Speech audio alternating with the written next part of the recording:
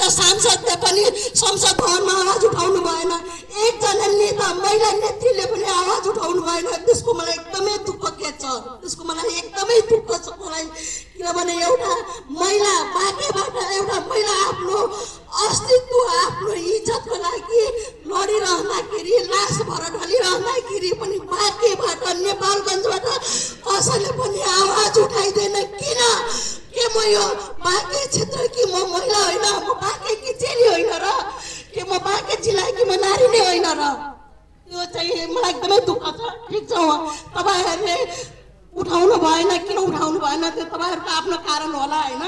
र यो चलचित्रमा चाहिँ सबैभन्दा मेन कुरा चाहिँ के छुटेको छ भने आजको समयमा अदालत नै बलात्कार मैत्री भएको हुनाले बलात्कार आरोपीहरू जुन छुटिरहेको छ, प्रमाण एउटा के नजिक छ भनेपछि बलात्कारको मुद्दा होइन जाहेरी र पीडितको पक्षपत्रले मात्रै दोषी ठहर हुँदैन भनिरहेको छ।